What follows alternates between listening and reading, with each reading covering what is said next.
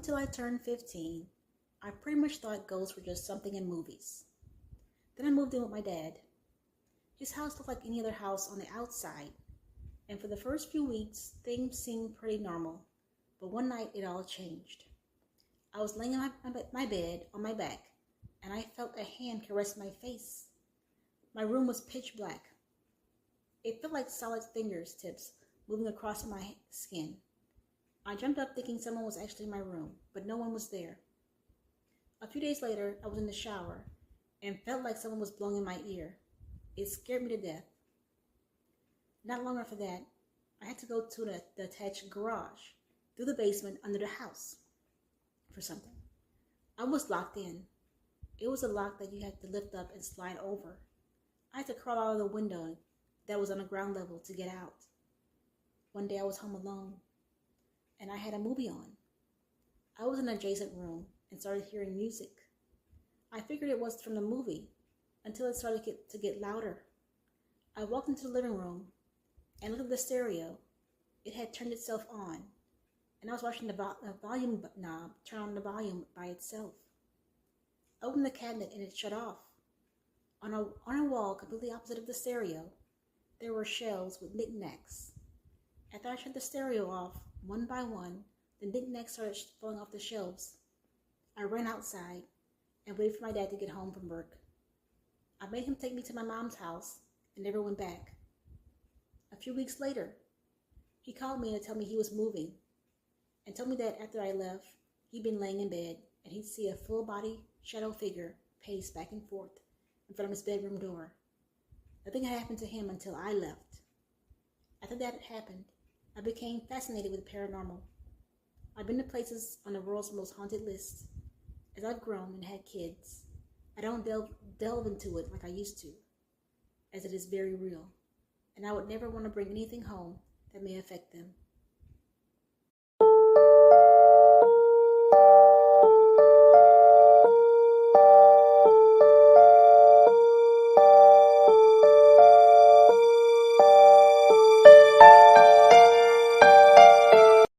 When I was around 8 years old, my family traveled to visit my grandmother. She lived in a small house in a small town in Texas. She had the idea that it would be fun if she and I stepped on the two porch swings in the backyard. At some point, I woke up and watched a tall man walk into the yard through the back gate. That alone would have scared me, but the fact that he was glowing absolutely terrified me. I only watched long enough to notice the suit and hat he was wearing, and that he was walking to the back door. I pulled the sleeping bag that covered me over my head, and eventually I fell back asleep. In the morning, I told my mother about seeing a ghost walking in the backyard, but she was convinced I had been dreaming. But my grandmother grabbed a photo album and asked if the man in one of the pictures was a ghost I'd seen, and it was. He was wearing the exact suit and hat as the ghost. She then explained that it was her brother, who had died before my mother was born. Every Saturday evening, he stopped by her house, coming in through the backyard to see if she wanted to go out to whatever events that were happening that night. Because my mother wasn't born, she really had no knowledge of him, and my grandmother didn't have any pictures of him out anywhere I could see. But what really drives it home for me was how stifling hot it was under the sleeping bag while I was under it. I wanted desperately to take it off my face, but I was so afraid the ghost would be right next to me that I just suffered through it until I fell asleep. I'm 55 years old now, but I still remember that dream vividly. I should also explain that when I was alive, then he was alive, and coming to my grandmother's house, it was nearly early in the 1950s, and they were Mexican immigrants. So that suit and dress hat was his only suit.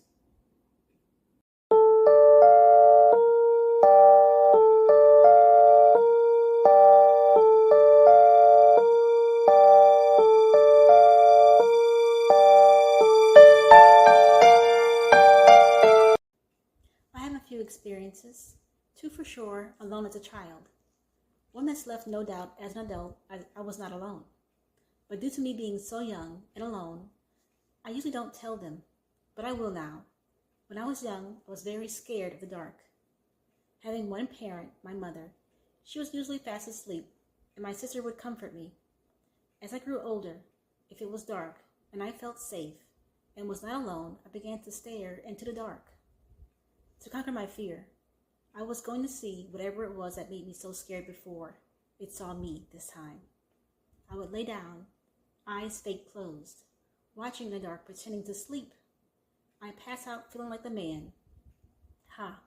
One night, I'm sleeping with my mom, and I felt more ballsy than ever. I was going to stare longer than ever I had and watch. I was truly becoming less scared. I waited and waited, watching. I want to say hours passed, but I'm really not sure. Out of nowhere, the entire room was filled with walking dark shadow people. I had to blink hard. The shadow figures looked busy, like they were moving with intention around the bed. In a split second, I couldn't believe they were there in my room, faceless, darker than the dark, as my eyes had adjusted. They were pitch black. One had a hat like a Secret Service guy from the 1950s. I questioned how they all got into the room. It was just empty. Then I saw a leg in the right corner of the room at my feet, on my side of the bed.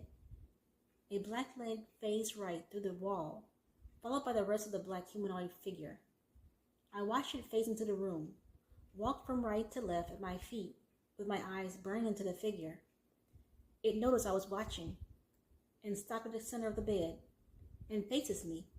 I was not scared still. I actually couldn't believe what I was seeing, and I was still completely feeling ballsy. Unbelievable as that sounds, the entity proceeds to come to my side of the bed and stand at my waistline, staring down over me as I stared directly back up. I'm looking for any feature on its blank, pitch black face. It then leans directly over my face, and we stare longer. Only when its hand came reaching for me did I throw the covers over my head and move to wake up my mom.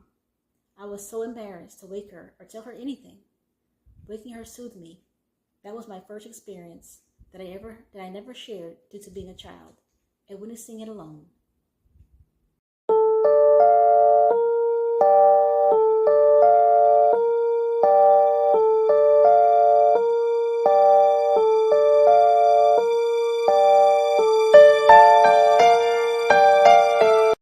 Now on to the event that made me a sincere believer as an adult. Has left no doubts. When I was 19, two of my buddies wanted to know if ghosts were real. They began looking up haunted sites in town. I was extremely apprehensive due to my prior experiences, but there was a thrill to it all, and I wanted more experience as well as due to how little I knew before, and I really didn't know what to do with my experiences from the past. So I agreed to join them. We hit 3 to 4 spots within a month, and all of them were duds. Some creepy pentagrams in an abandoned old school, the classic animal skull at another spot, but nothing seriously paranormal. We almost gave up, but that's when we found it. I've done much more research on the site now, and I always will before going to some old place next time. But yeah, we found the right spot all right. Pretty sure it was a full moon that night, around 10 or 11 o'clock at night, when we decided to go to this old abandoned cemetery of a town that no longer existed, but it was a graveyard for those who lived in this town, called Spadra, which is in California. A now removed mansion cemetery with hundreds of years of family lineage and important townsfolk from this long-forgotten California town. My two buddies immediately chickened out. My best friend came, though, and is already walking towards the cemetery. It's daunting with the full moon. It's brighter than any moon I ever saw. And I remember thinking, but somehow the path for the cemetery still became pitch black midway through. Since my best friend is already heading in, I caught up and remember thinking there's only one rule: don't step on a grave. We walked the path.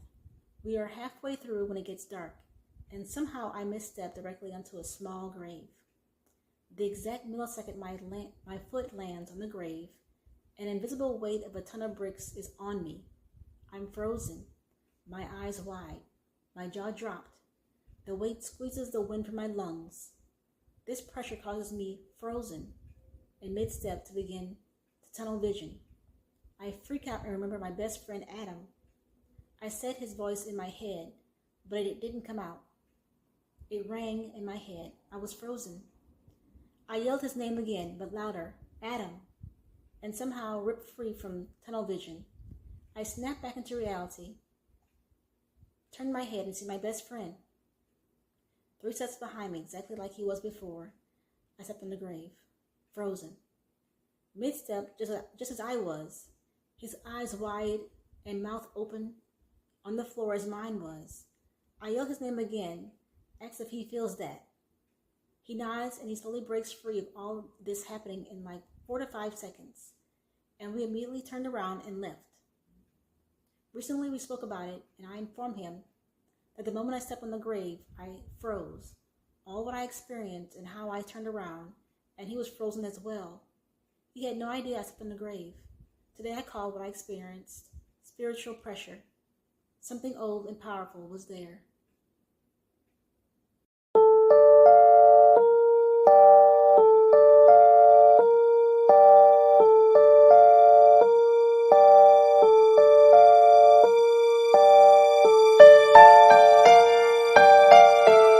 I am an anomaly. I share my story for those who are curious about ghosts, spirits, the veil. From far back as I can remember, I would experience night terrors, sounds in my ears that no one else could hear, feelings and thoughts that weren't mine. I was absolutely terrified to go into our back laundry room, as this is where I always had taken in my dreams. Knowing what I could do and what I know now, I am sure this was a spirit. The night terror stopped for the most part when I moved from my old childhood home when I turned 12. However, I was still able to feel things when I went to certain places and conjured thoughts that were not my own for many years, and of course to this day. I thought I was crazy, so I stopped telling anyone. I figured if I ignored them, they might go away. But if I didn't talk about them, then it would be my cross to bear only. Then came the first time this gift or curse actually came in handy. I lost one of my closest friends, and at his funeral, I couldn't help but blurt out something to his mom and brother that kept coming to me. Turns out it was his last words he spoke the day before he passed to his mom. She was dumbfounded and cried hysterically, as she did not tell anyone. Fast forward years later, my friend's dad passed. While visiting their home, I allowed myself to feel spirits around me, something I hated and I'm actively trying to stop doing. To which I guided him to a pocket watch he never knew his dad kept under his bed. I wanted him to have it as it was his father's, and he was meaning to give it to him, but his untimely passing prevented him from doing so. I also shared some words to his wife, but surprisingly they were from her son, who passed away. Words that brought her to tears again. No one could have known, but I did. I feel spirits everywhere I go. I fully accept this is just how I am. However, I actively try my best to ignore them and block them out.